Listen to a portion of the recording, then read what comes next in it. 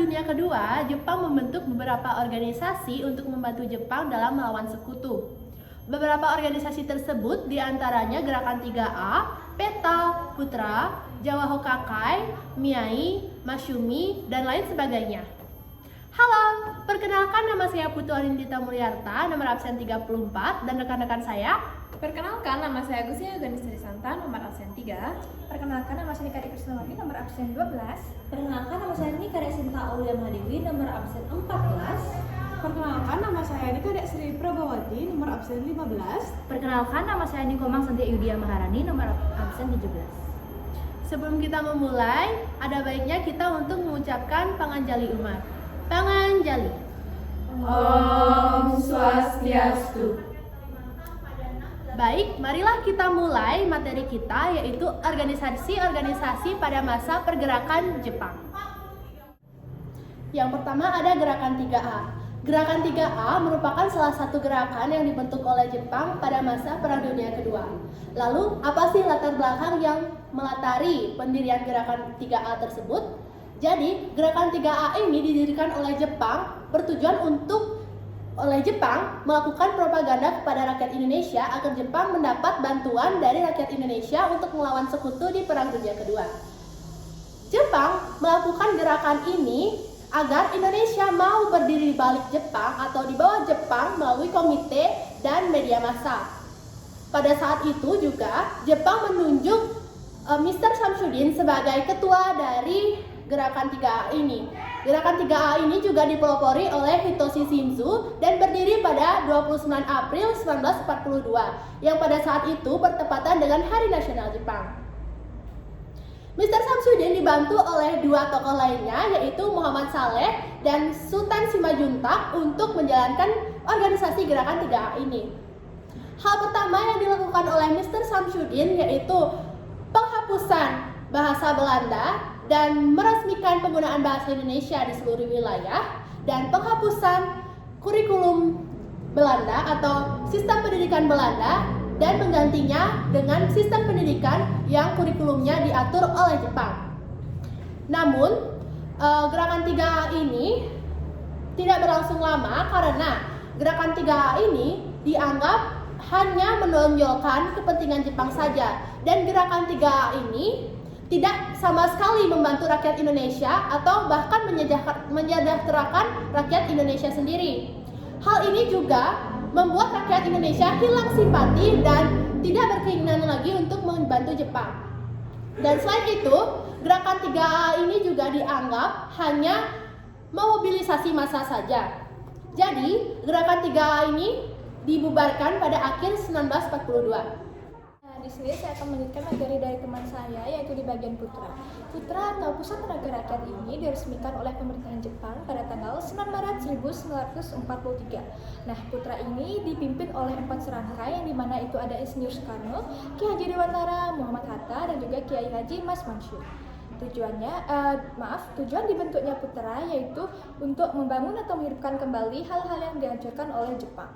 Menurut Jepang, Putra itu bertugas untuk memusatkan segala potensi rakyat guna untuk membantu Jepang dalam peperangan. Adapun tugas dari Putra yaitu diantaranya yang pertama adalah memimpin rakyat untuk bersama-sama menghapus pengaruh dari Inggris, Amerika, dan juga Belanda. Dan yang kedua itu ada mengambil bagian dalam usaha mempertahankan Asia Timur Raya. Dan yang ketiga itulah mempererat persaudaraan antara Jepang dengan Indonesia. Yang keempat itu ada mengintensifkan pelajaran-pelajaran bahasa Jepang, dan yang kelima atau yang terakhir itu adalah membina dan memusatkan potensi bangsa Indonesia untuk kepentingan Jepang dalam peperangan. Nah, dalam perkembangannya pun Putra berhasil ikut mempersiapkan bangsa Indonesia secara mental untuk mencapai cita-cita dalam kemerdekaan Indonesia. Oleh karena itu, pada 1944 Jepang membubarkan Putra karena Putra dianggap lebih bermanfaat bagi Indonesia dibandingkan Jepang. Jadi sekian dari saya, akan dilanjutkan oleh teman saya. Jadi, di sini saya akan melanjutkan materi tentang Miyai dan Masyumi. Miyai adalah Majelis Islam Ala Indonesia yang diketuai oleh Ki Haji Mas Mansur dan dibentuk pada tanggal 21 September 1937. Nah, tujuan dibentuknya Miyai adalah untuk mempererat hubungan perhimpunan Islam di Indonesia maupun di luar Indonesia, serta untuk membela Islam di Indonesia maupun di luar Indonesia. Adapun tugas-tugasnya yang pertama adalah untuk membantu Jepang dalam Perang Asia Timur Raya. Kemudian yang kedua untuk mengharmoniskan masyarakat Islam seiring dengan perkembangan zaman. Dan yang terakhir, yang ketiga adalah untuk menempatkan masyarakat Muslim pada kedudukan yang layak pada masyarakat Indonesia. Nah, setelah Jepang datang ke Indonesia, MIAI pun dibubarkan dan dibentuk Masyumi. Masyumi ini adalah Majelis Syuro Muslimin Indonesia yang didirikan pada tanggal 24 Oktober 1943. Nah, tujuan dibentuknya Masyumi ini adalah sebagai sarana perhimpunan antar masyarakat Muslim di Indonesia maupun di luar Indonesia. Tugas-tugasnya yang pertama adalah untuk meningkatkan hasil bumi dan yang kedua adalah untuk mengumpulkan dana. Nah, selanjutnya akan dijelaskan oleh teman saya. Oke, yang keempat itu ada Jahokokai. Jahokokai ini dibentuk pada tanggal 8 Januari 1944. Jahokokai ini diprakarsai oleh Panglima Tentara ke-16 yaitu Jenderal Kumachi Hedara. Nah, Jahokokai ini dibentuk karena Jepang yang sudah mulai terdesak dalam Perang Pasifik. Jahokokai ini tidak dipimpin oleh tokoh-tokoh nasional Indonesia. Adapun beberapa program dari Jahokokai yaitu yang pertama mempermudah pembelaan tanah air. Yang kedua itu ada melakukan segala tindakan dengan nyata dan ikhlas sesuai dengan perintah Jepang. Yang ketiga itu ada memimpin rakyat untuk mengembangkan tenaganya sesuai dengan semangat persaudaraan. Nah, selain itu Jahokokai juga memiliki 3 dasar kebaktian, yaitu yang pertama itu ada mengorbankan diri, yang kedua itu mempererat persaudaraan, dan yang ketiga melaksanakan segala perintah Jepang. Tidak berlangsung lama, Jahokokai akhirnya dibubarkan oleh Jepang karena tidak sesuai dengan keinginan Jepang, yaitu yang menginginkan Jahokokai untuk tersebar ke seluruh penjuru. Tetapi Jahokokai ini hanya tersebar di seluruh penjuru Indonesia saja. Nah, Jahokokai ini akhirnya resmi dibubarkan pada tahun 1945. Itu dia penjelasan saya tentang Jahokokai. Penjelasan selanjutnya akan dijelaskan oleh teman saya. Nah, di sini saya akan membahas organisasi militer. Pada saat Jepang menduduki Indonesia, Jepang membentuk 3 organisasi militer. Yang pertama ada Heiho yang merupakan tentara pembantu, yang kedua ada Peta yang merupakan singkatan dari pembela tanah air, dan yang ketiga ada Gyugun yang merupakan tentara sukarela. Di sini saya akan membahas Heiho. Heiho merupakan pasukan yang terdiri dari bangsa Indonesia yang dibentuk oleh tentara Jepang pada masa Perang Dunia Kedua. Heiho dibentuk pada tanggal 2 September 1942 dan mulai merekrut anggota pada tanggal 22 April 1943. Nah, syarat untuk menjadi anggota Heiho, yang pertama, pemuda harus berusia 18-25 tahun. Yang kedua, harus memiliki tinggi maksimal 110 cm dan berat badan 45 kg.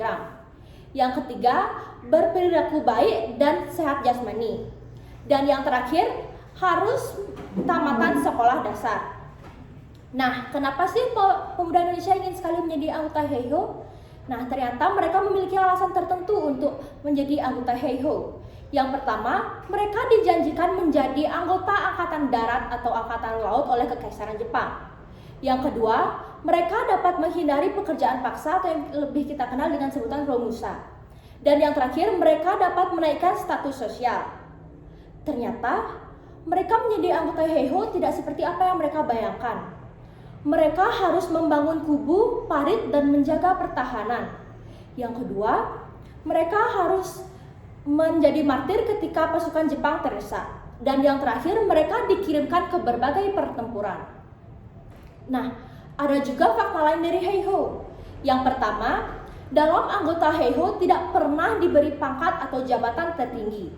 Yang kedua, para anggota Heiho harus memberikan hormat kepada rakyat Jepang baik sipil maupun militer. Sekian penjelasan Heiho dari saya, akan dilanjutkan oleh teman saya. Nah, selanjutnya organisasi militer yang kedua yaitu PETA.